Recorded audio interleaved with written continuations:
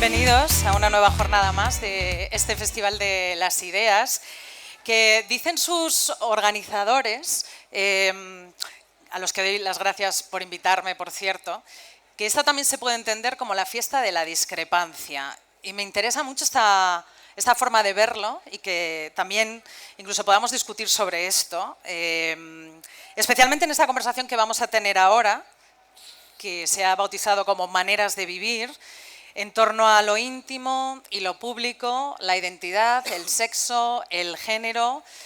Y bueno, en realidad lo que vosotros deseéis, los protagonistas de este diálogo, esto también me interesa, que hablemos del deseo y del derecho, de la relación entre ambos. Los protagonistas de esta conversación son dos personas, ya os las han presentado, que discrepan con puntos de partida divergentes.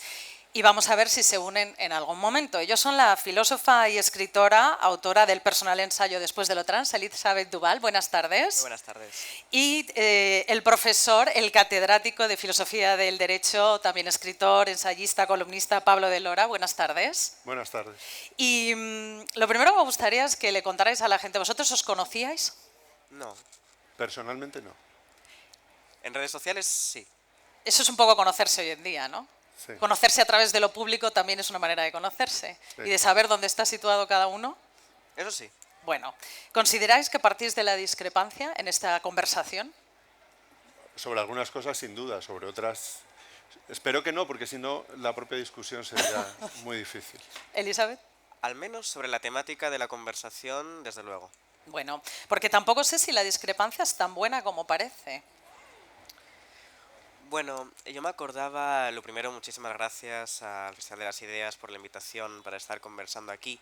Yo me acordaba de una conversación que tuvo lugar la primera noche de este festival, que era de Wendy Brown, donde Wendy Brown explicaba o distinguía entre la esfera del conocimiento, bueno, recuperaba una distinción que es de Weber y que ella utiliza en tiempos nihilistas, que es entre la esfera del conocimiento, la esfera de la universidad, la esfera del debate como un campo amplio, como un campo libre donde circula y donde se discuten cosas o se busca el significado último de cada concepto y se disecciona casi de forma quirúrgica cada concepto, y luego la esfera de lo político, donde no se trata tanto de diseccionar como de tomar una posición, defenderla y casi en el fondo un presupuesto último que es el de defender esas posiciones con violencia y con virulencia, ¿no?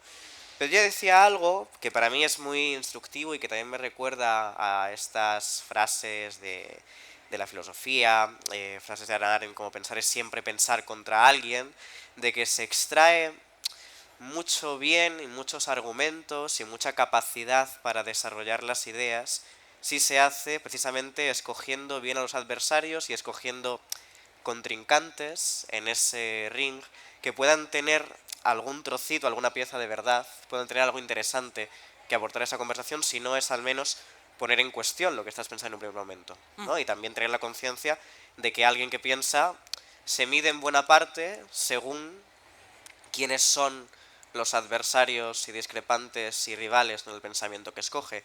Y yo creo también que cualquier persona que sinceramente defienda unas ideas y que tenga además cierta confianza en el poder persuasivo de sus argumentos, tiene que tener la voluntad y la capacidad de defenderlas. Entonces, hay algo enriquecedor, al menos, en la discrepancia. Pues vamos a intentar enriquecernos todos un poco. Esta conversación se llama Maneras de Vivir y creo que en realidad encierra una pregunta, ¿no? Y es ¿por qué la identidad sexual ha pasado a ser el centro de tantas discusiones? Pablo. La identidad sexual ha pasado a ser el centro de tantas discusiones por razones de distinto tipo. Una, desde luego, conceptual, y es la que tiene que ver con la progresiva colonización de un término que a mi juicio es poco operativo y muy confundente, que es la idea de género. Esto ha obligado desde hace tiempo a repensar qué queremos decir cuando apelamos a nuestro sexo y qué repercusiones políticas, jurídicas e institucionales tiene que tener esa realidad que, por otro lado, es discutible en cuanto a su categorización, ¿no?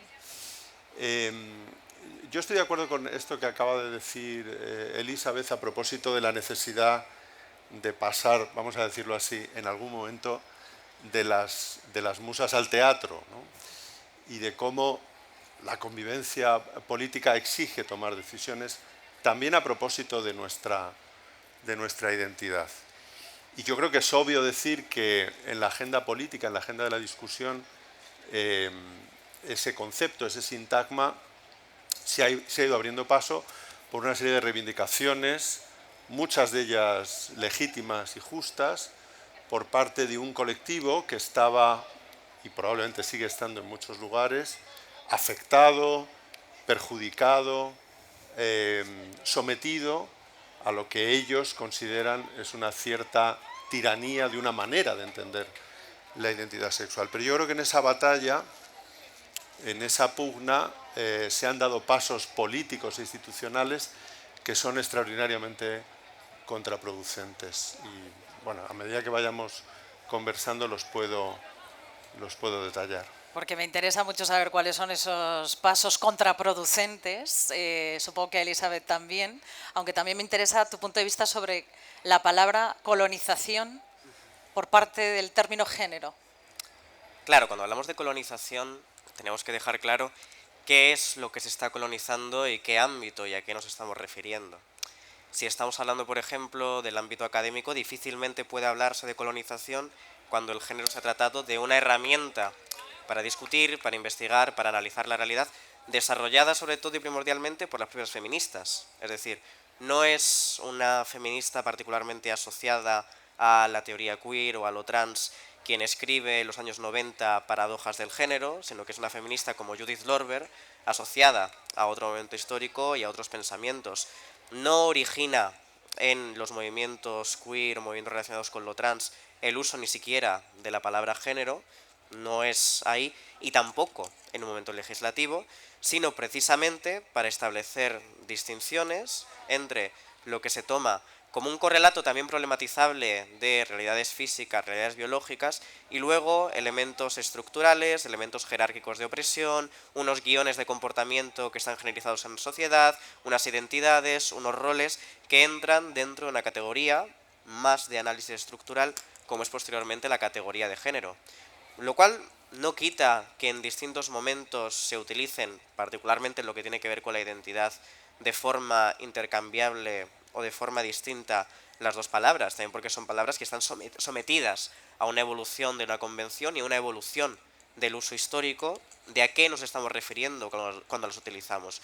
Igual que, por ejemplo, a la hora de hablar de lo trans, no se da realmente, en el caso de una inmensa mayoría de las personas a las cuales se refiere, una mutación entre lo que se está diciendo cuando se nombra en la actualidad a alguien transgénero, de lo que era una persona transexual en cierto momento, o incluso en otros países de lo que puede incluirse, por ejemplo en Argentina, en la categoría traba. Una traba en Argentina no es fundamentalmente distinta de algo que en España consideráramos como una mujer trans, sino que hay una diferencia en el hábito a la hora de nombrarlo y en un hábito a la hora de utilizar el lenguaje. Pero eso ya es una diferencia por convención, por cuestiones culturales y por el propio desarrollo que un concepto ha tenido en la sociedad. Yo creo que no hay tanto algo que tenga que ver con una colonización, sino que todas las guerras culturales que han tenido y que tienen ahora que ver con cuestiones de identidad sexual, de orientación sexual, relacionadas con el género, se han convertido en instrumentos culturales muy poderosos y que además funcionan muy bien para, de alguna manera, instalar en ocasiones o sembrar una forma de pánico. Y es muy fácil sembrar una forma de pánico cuando apelamos a cuestiones que tienen que ver o bien con la intimidad propia, con la intimidad de uno, con la intimidad de la identidad, o que pueden también tener que ver con la familia, con el miedo, que no es un miedo nuevo que tenga que ver con lo trans, sino que se ha utilizado contra la población LGTBI en general, a qué van a hacer con nuestros hijos, cuáles son los modelos que se están poniendo en cuestión, cuáles son los problemas que pueden surgir aquí. Pero resultan ser, en la mayoría de ocasiones, miedos construidos o paranoias de alguna manera inducidas socialmente. Bueno, hay muchas cosas ahí en lo que ha dicho Elizabeth. Yo sí quería dar algunos ejemplos de la colonización confundente. Durante mucho tiempo, en los últimos años, hemos insistido en la idea de identidad de género y cómo había que hacer algún tipo de operación institucional al respecto de las leyes que regulan la mención del sexo en el registro civil.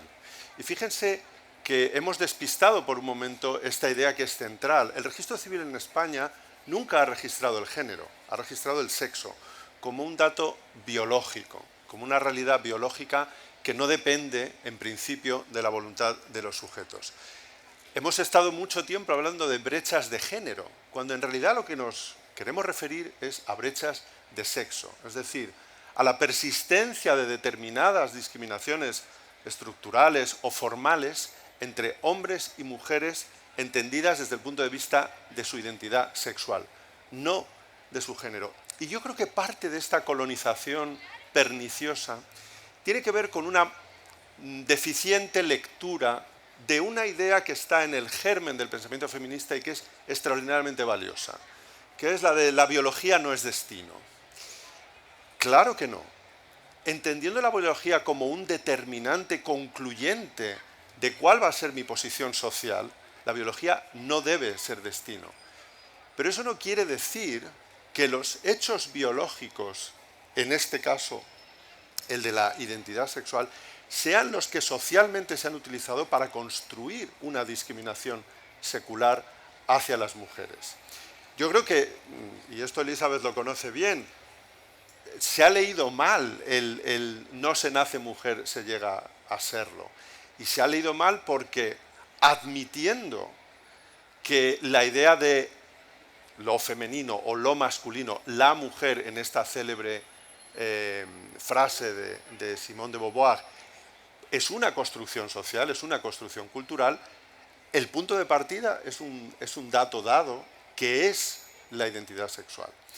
En el momento en el que damos la vuelta de tuerca de considerar que también el sexo biológico es una construcción social, entonces, y este es en el fondo el banderín de enganche de muchas de estas reclamaciones que han terminado en los BOEs y en las normas, entonces es cuando nos vemos abocados a un sinfín de problemas, que es lo que yo llamo consecuencias contraproducentes, que a veces son puros absurdos. No sé si esto tiene que ver con la paranoia de la que está hablando Elizabeth también, ¿no? Tú hablas de consecuencias contraproducentes y yo creo que engancha las consecuencias a las que tú aludes con quizá lo que tú decías también de la construcción de todo este tema.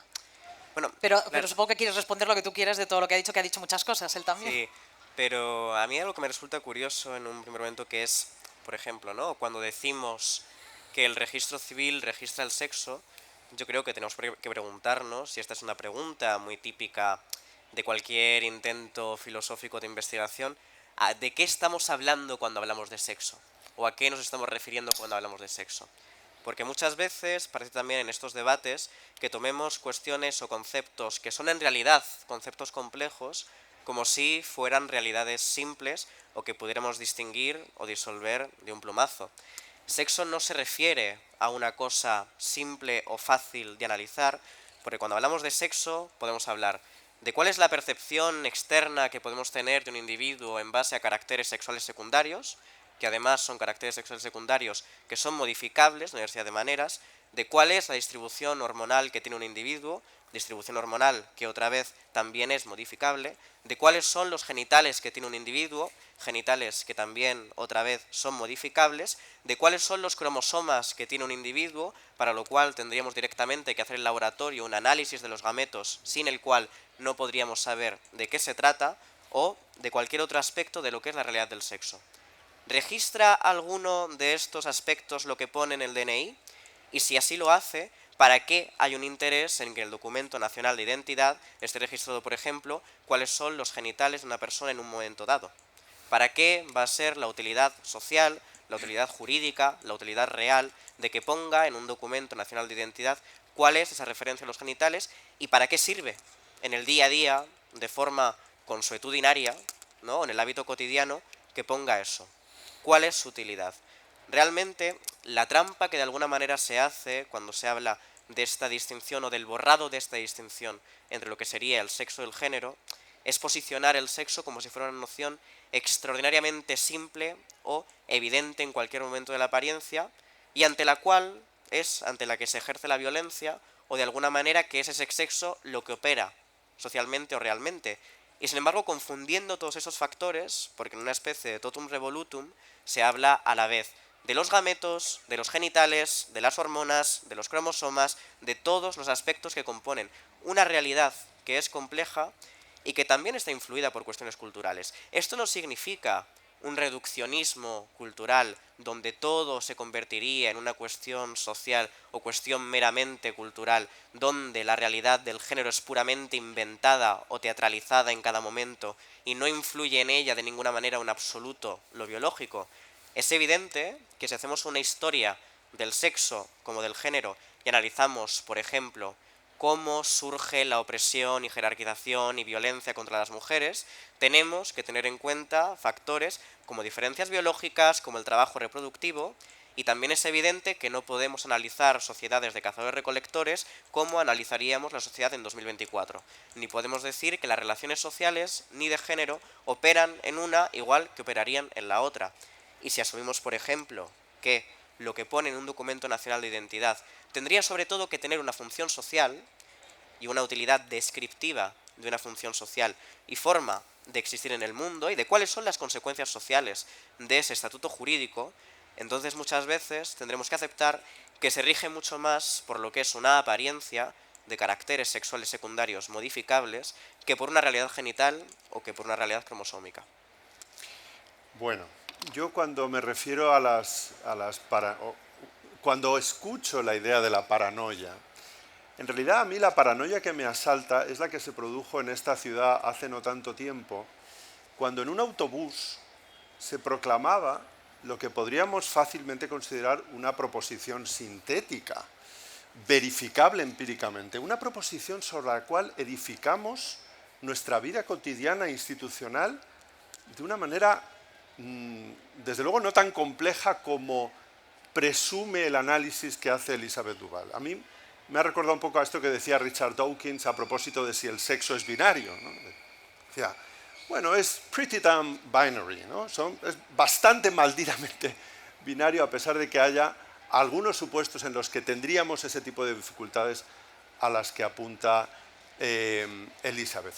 Por supuesto, si con respecto a una categoría biológica, y esta es una categoría biológica que los filósofos de la ciencia denominan concepto racimo, ¿no? O sea, aquí hay varios parámetros a tener en cuenta. Si estamos buscando características conjuntamente exhaustivas y mutuamente excluyentes que nos digan este individuo concreto pertenece a este sexo de manera indudable, esto no lo vamos a lograr, pero eso no solo pasa con el sexo, pasa con cualquier otro rasgo que predicamos cómodamente de los seres humanos. Por ejemplo, nuestro carácter de animales bípedos, a pesar de que haya un número muy marginal de individuos que nacen sin piernas o con una sola pierna o incluso con 3 piernas. Entonces, a mí me parece que es más bien a quienes sostienen una posición de acuerdo con la cual debemos ser muy cautelosos porque esto del sexo es muy complejo, es a ellos a quienes les corresponde probar cómo asimilamos entonces prácticas sociales rutinarias que presuponen que no hay tanta complejidad. ¿Es que acaso están inmersos en un error colectivo colosal? Todos los padres y madres a quienes se les dice de resultas de una ecografía va a tener usted una niña o un niño, están equivocados y inmersos en una especie de paranoia quienes, gracias a su expertise arqueológica, pueden determinar que restos de hace miles de años pertenecen a no sé qué princesa de no sé dónde. Y podría seguir con muchísimos otros ejemplos. Entonces, que hay casos difíciles, sí, muy marginales, que la inmensa mayoría de nosotros podemos determinar, y no digo ya biólogos, médicos y demás, si un determinado individuo pertenece o no a este sexo, si su identidad sexual es esto o la otra, me parece casi obvio. Y termino. Tiene razón Elizabeth Duval. hay una pregunta filosófico-jurídica que hacerse y es la de por qué tenemos que registrar en el registro civil la mención del sexo. Cuando se dice la reforma que finalmente se ha plasmado en la llamada ley de autoidentidad de género es insuficiente porque finalmente sigue siendo binaria la clasificación, vayamos a una tercera casilla donde se dice, bueno, para ese viaje no hacen falta alforjas, eliminemos todas las casillas. Pero pensé que íbamos a llegar a una conclusión de por qué necesitamos categorizar de esa manera. Bueno, ¿Es una cuestión meramente jurídica? no, no solo es meramente jurídica, también es meramente social. A veces por razones o tabúes que a lo mejor vale la pena impugnar, no lo dudo. Pero nosotros segregamos por sexo biológico en muchos ámbitos. Yo he tenido antes que ir a aliviar una necesidad diurética y he visto que hay una clasificación binaria en este Festival de las Ideas discrepantes. Hay segregaciones que entendemos razonables en algunos espacios de intimidad, como decía antes Elizabeth, en las plantas de los hospitales. Los médicos que están en los hospitales necesitan muchas veces conocer cuál es la identidad sexual del paciente al que tienen que tratar por razones muy diversas. Y, por supuesto, si queremos hacer buena teoría social y buena práctica social que acabe con discriminaciones estructurales contra las mujeres, me parece que no hay otra. Porque de lo contrario tendríamos que admitir una consecuencia también absolutamente paranoica. Y es que el patriarcado se puede acabar mañana si todos nos conjuntamos para inscribirnos en el registro civil como mujeres. Desde ese día ha terminado el patriarcado porque todos somos mujeres. Esto es completamente absurdo. ¿Quieres responder a esto? Sí, varias cosas. La primera, la ley trans, lo primero, la ley de autoidentidad de género no existe. Ese no es el nombre de la legislación, ¿no? Es ley LGTBI, etcétera. Pero la ley trans lleva aprobada algo de tiempo y creo que el patriarcado no ha acabado, ni se han movido los cimientos de la tierra, ni ha cambiado grandemente nuestra sociedad. Creo que el género sigue vigente aquí donde estamos, en este Festival de las Ideas y más allá. Lo segundo, sobre esta paranoia a la que hacía referencia Pablo, de hace unos años en Madrid, creo que se le ha olvidado mencionar quién era el instigador de esa paranoia. Y es que está haciendo referencia al autobús de Hazte Oír, una asociación con raíces ultracatólicas cristianas de extrema derecha que hizo circular por las calles ese autobús naranja en el que ponía las niñas tienen vulva, los niños tienen pene. Acéptalo. Pero hay que decir quiénes eran los responsables de hacerlo circular y sobre todo habría que identificar, si decimos que ahí hubo una paranoia, ¿a quién estamos llamando los paranoicos? Creo que es otra cuestión importante. Siguiente, hablando de socialmente cómo opera en sociedad este hecho, y yo me alegro de haber encontrado un punto de encuentro, ¿no? En que Pablo haya dicho que difícilmente podremos encontrar una forma de categorizar el sexo con unos términos que sean plenamente exhaustivos y excluyentes. Me alegro de haber llegado a ese punto en común. Y sin embargo, creo que la diferencia discursiva todo el rato, o la confusión entre sexo y identidad sexual, y cada una de esas ramas de ese concepto racimo, sigue operando aquí. Cuando Pablo hablaba de esa experiencia de ir hace un momento al cuarto de baño, realmente esos cuartos de baño a los que hace referencia, son casetas individuales. Creo que daría bastante igual que fuera uno categorizado o a otro categorizado, porque ambos son exactamente iguales. Lo segundo, en la realidad de ir a cuartos de baño, no opera lo que uno pone en el Documento Nacional de Identidad. No sé cuál es la experiencia cotidiana de la gente, pero creo que a nadie, a mí al menos, se le ha preguntado qué es lo que pone en su DNI antes de entrar en un cuarto de baño, y que sin embargo lo que sí opera y que puede hacer que mujeres cis, mujeres con vulva, mujeres con cromosomas XX, sean discriminadas a la hora de entrar en un cuarto de baño, es lo que es la percepción. hay muchísimos testimonios de mujeres masculinas en su apariencia, en su exterioridad, que en Estados Unidos, por ejemplo, donde sí que se ha hecho legislación antitrans para prohibir el uso de cuartos de baño, han sufrido discriminación, han sido señaladas por otras mujeres o por hombres por el cuarto de baño al cual estaban entrando, que supuestamente estaría perfectamente en concordancia con uno de esos casos de sexo. ¿Qué hace la ley ahí? ¿Qué resuelve la ley legislando ahí de esa manera, si acaso está resolviendo algo? Y luego una tercera pregunta. Si yo ahora mismo, no en un cuarto de baño de ese tipo, sino de otro, entro a un cuarto de baño de mujeres o de hombres, ¿dónde es más probable que sufra violencia y malas miradas? Bueno, yo cuando he aludido al ejemplo de los cuartos de baño, trataba de mostrar cómo en nuestras sociedades hacemos esa segregación de una manera rutinaria.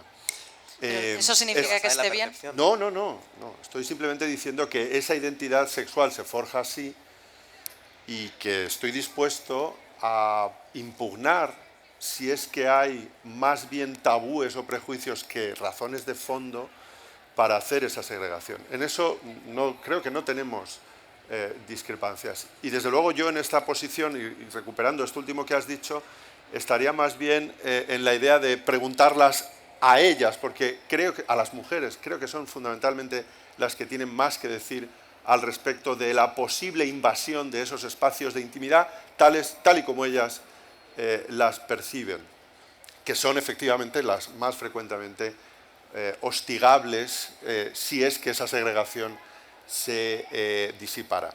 En otros ámbitos, sin embargo, creo que hay buenas razones para mantener esa segregación por razones de identidad sexual entendida desde este punto de vista biológico. Desde luego el deporte profesional me parece la instancia más evidente. Ahí hay una razón que tiene que ver con la competición fair, es decir, la equidad entre hombres y mujeres que en promedio son claramente distintos. Bueno, y esto de que el autobús estuviera detrás, hazte oír, o su porquero, bueno, esto no tiene ninguna mordiente como argumento, ¿no? O sea que, no sé, hazte oír puede decir acabemos con el cáncer de páncreas, o quien sea puede decir una verdad de perogrullo, algo que debemos admitir, y eso es verdad, lo diga, insisto, Agamenón, el porquero, hazte oír, o Vox, o quien sea. Y sí, yo creo, Elizabeth, que en el futuro los psicólogos sociales estudiarán esta suerte de paranoia colectiva que se generó a propósito de este autobús, que en el fondo no venía más que a decir algo así como la Tierra no es plana, que no te engañen. ¿Pero ese era el objetivo del autobús? Bueno, ¿constatar una verdad o buscaban algo más? Bueno, yo no estoy en la cabeza de quienes organizaron ese despliegue, pero sí me parece que las repercusiones que eso tuvo son, insisto, difícilmente compatibles con los trazos de nuestra vida cotidiana, con lo que hemos presupuesto para organizar nuestras vidas, que es en lo personal y en lo colectivo y en lo institucional, que es exactamente eso. Hay una realidad biológica que puede no ameritar ser registrable, pero que no depende de nuestra voluntad y que no debe ser determinante de nuestras posiciones sociales, de nuestros roles, y no debe ser la causa de la subordinación de la mitad del género humano. Creo que hay una parte en la que estarás de acuerdo en esta segunda afirmación, ¿no? Que no debe ser causa de discriminación. No sé si el punto de partida es lo biológico, la realidad incontestable que hay. Claro, o sea, a mí me parece que todo el rato tenemos un poco un bucle, ¿no? Que tiene que ver... Yo cuando escribí Después de lo trans me interesaba mucho intentar quitar un poco la madeja o quitar embrollos o líos que nos hacemos cuando hablamos de conceptos, y por eso ir al detalle de qué estamos hablando cuando hablamos de cada cosa y si la definición de eso se cumple. Y por eso insisto todo el rato en cuando hablamos de realidad biológica, cuando hablamos de sexo, cuando hablamos de identidad sexual, de qué es lo que estamos hablando para que no se mezclen distintas cosas sobre ello, ¿no? Es evidente que la percepción, insisto, de esos caracteres sexuales secundarios no opera de la misma manera que opera la genitalidad. Y esto también en el caso del deporte profesional. Otra vez estamos convirtiendo en cuestiones simples, cuestiones que sin embargo son mucho más complejas. Podemos pretender que todos los cuerpos XX o que todos los cuerpos XY son iguales. No es la realidad. Y si sometemos, por ejemplo, a un cuerpo XY a cierto tratamiento hormonal a cierta edad, el desarrollo corporal que ese cuerpo vaya a tener va a ser extraordinariamente distinto de otros cuerpos XY y quizá mucho más parecido al de un cuerpo XX.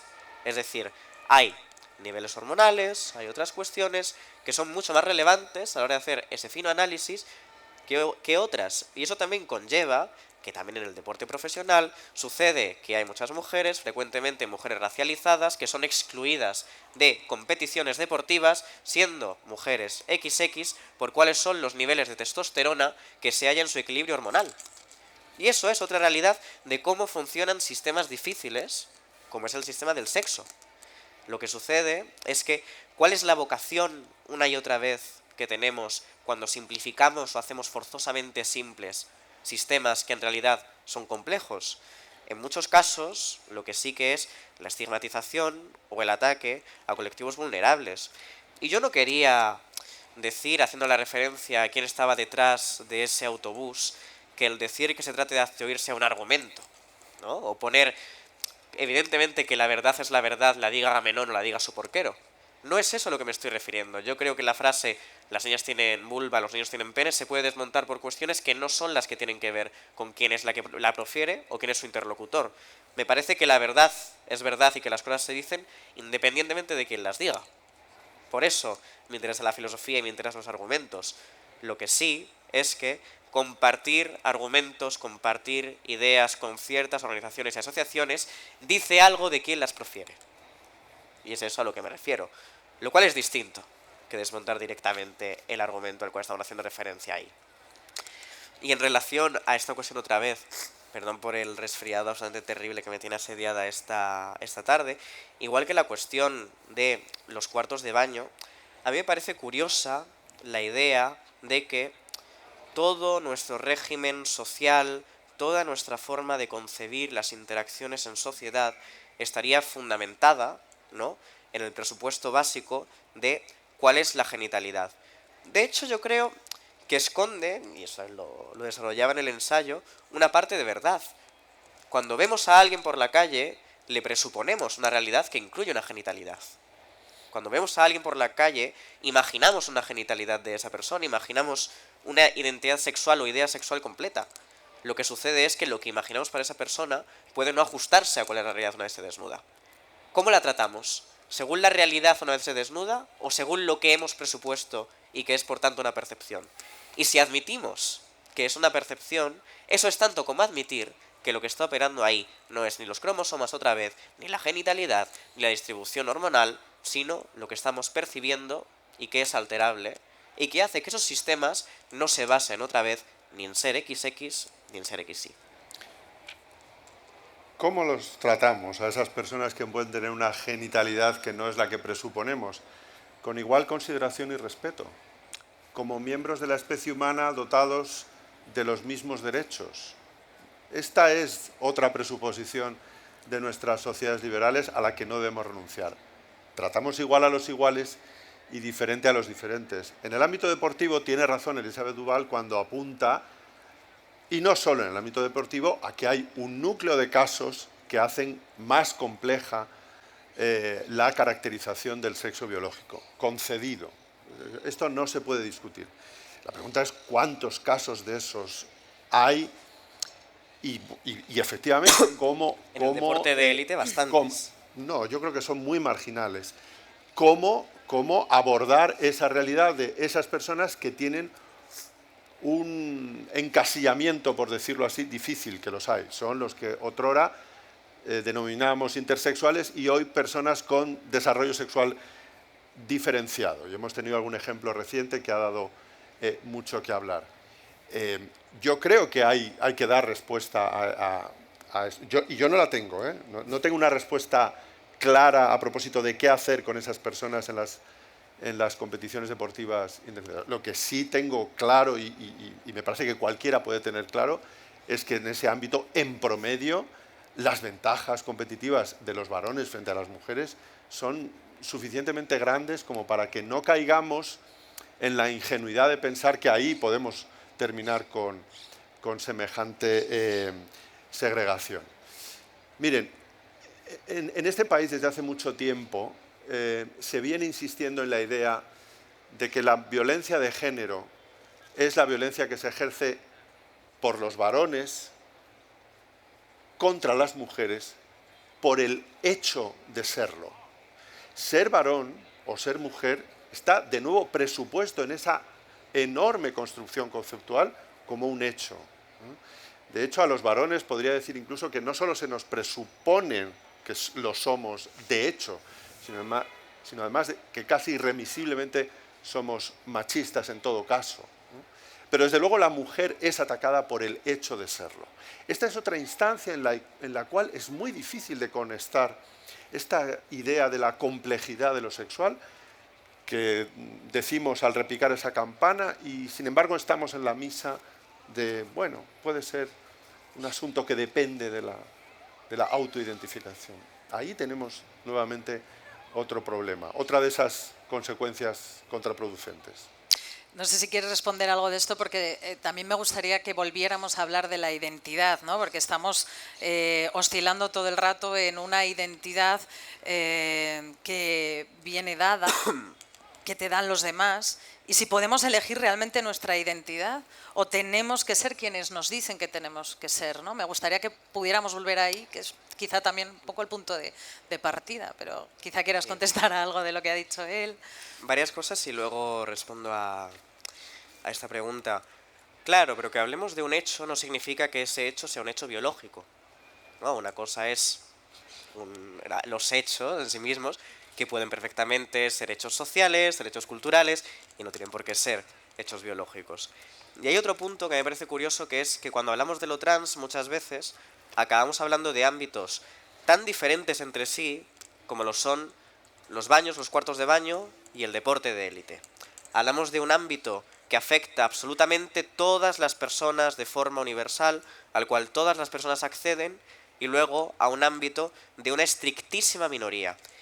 Y es curioso porque muchas veces cuando se responde un argumento en el ámbito de los baños o en el ámbito de lo que afecta a la cotidianidad de todo el mundo, personas que no son trans y personas que lo son, se replica yendo de repente a un ámbito que solamente afecta a una minoría y que sin embargo la forma en la que nos preocupamos de ese ámbito tan concreto, tan de nicho, tendría que sobrepasar e ir por encima y priorizarse en relación con el respeto o los derechos que les debemos a las personas en su vida cotidiana en el resto de ámbitos de la vida. Y hay otro componente curioso, ¿no?, de toda esta argumentación.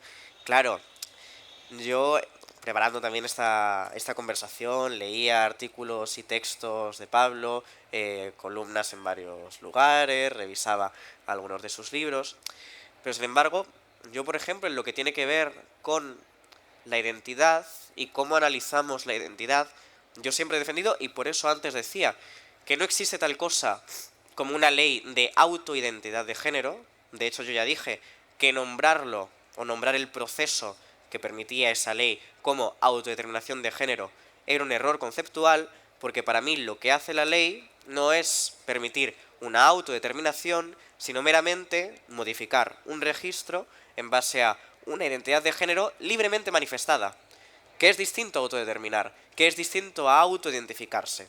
¿Por qué digo que es distinto? Sobre todo porque para decir que alguien se autodetermina, tendríamos que partir de una concepción de la libertad del sujeto voluntarista, en la cual ese sujeto es capaz de levantarse por la mañana y de escoger su género, como quien se levanta, mira al armario y escoge entre una camisa blanca o una camisa azul.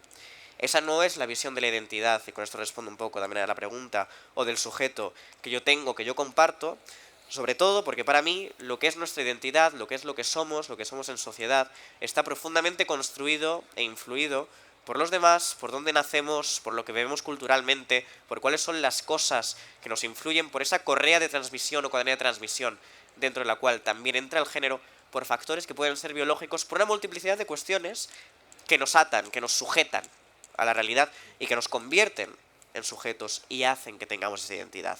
Pretender esa suerte de voluntarismo o pretender esa suerte de libre albedrío del género donde se escoge esa identidad y es ese escoger lo que supremamente sirve, es ignorar el funcionamiento del género como una cuestión social. Es ignorar que, decidas tú o manifiestes tú lo que manifiestes, el género va a seguir operando.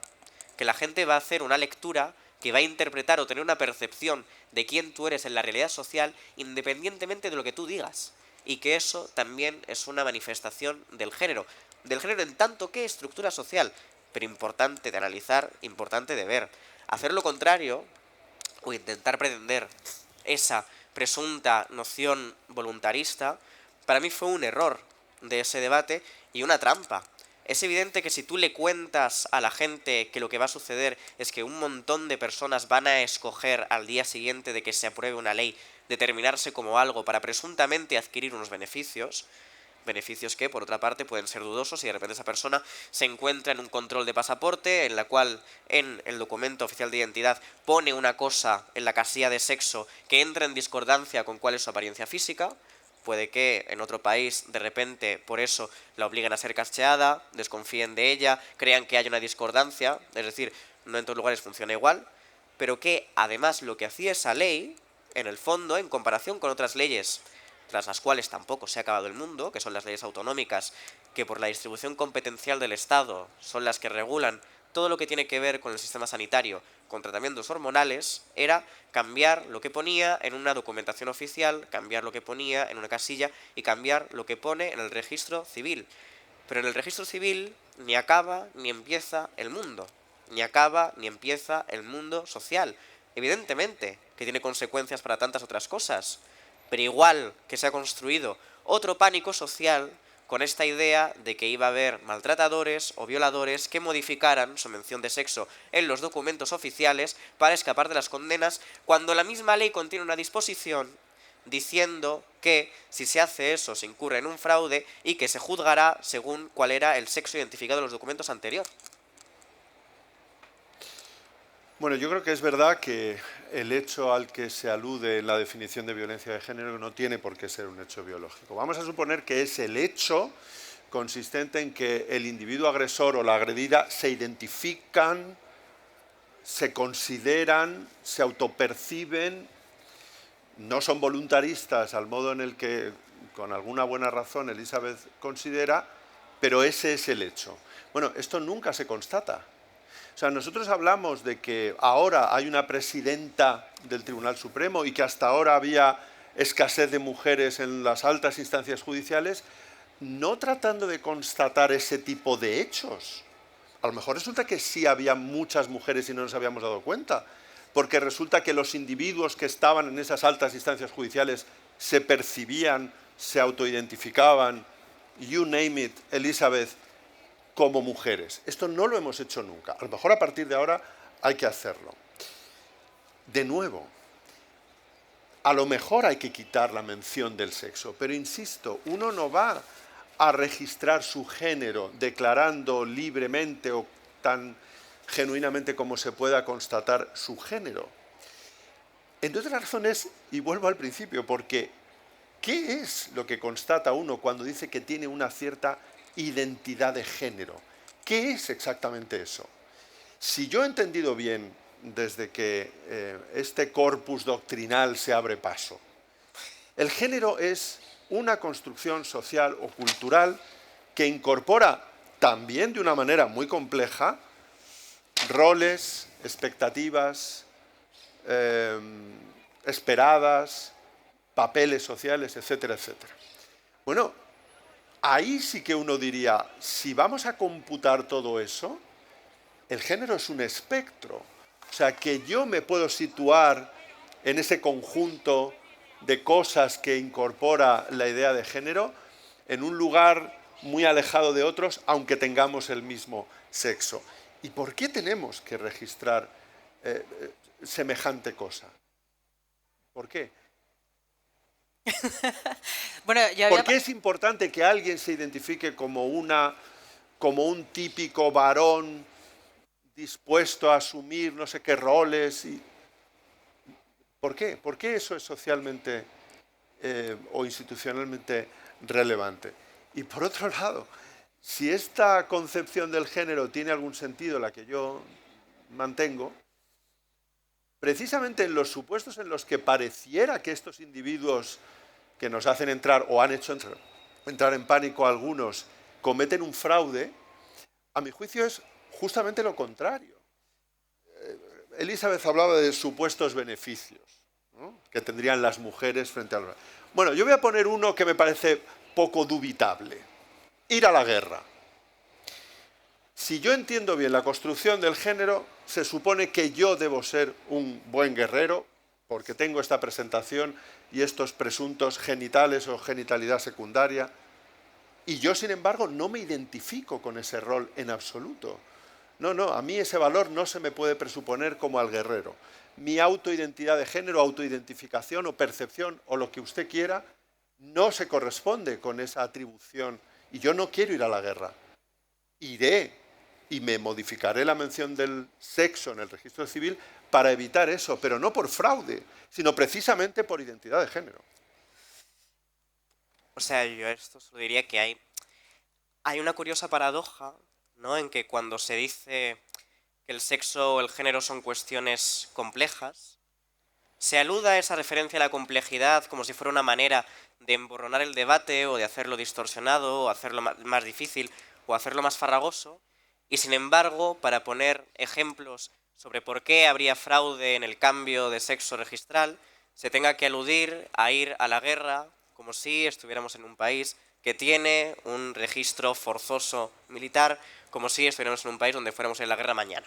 Es decir, que directamente, para aludir a esos ejemplos, tengamos que inventarnos ejemplos de ficción de casos que ni siquiera están contemplados en la legalidad vigente.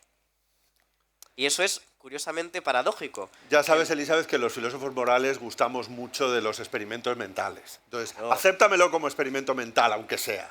Como experimento mental tiene un paso. Pero no es plausible. No es plausible la idea de que igual me que toca... es plausible romperse un pie para no ir a la guerra. Hay una Y es más conscripción fácil. obligatoria. Igual que es más fácil lesionarse para ¿Tú no ir a la crees que guerra. en ese supuesto habría un fraude o no?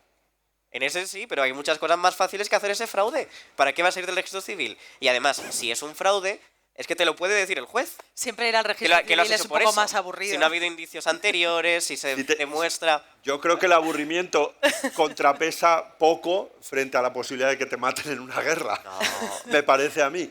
Y a mí nadie me ha sabido explicar todavía en qué consiste la prueba del fraude en el registro civil, cuando la única exigencia es declarar formalmente que a partir de ahora conste como identidad sexual el de ser varón o mujer. Hay casos que se han declarado como fraude, en el caso en el que se identifica que hay un fin espurio, que se ha hecho solamente para perseguir algún tipo de beneficio imaginado, que no había otra motivación que ese fin espurio, en donde la vida social del individuo y la constatación de esa vida social tras un peritaje constata que no hay ningún tipo de vinculación ni de identidad ni social a lo que es... O sea que hay peritajes de vida social.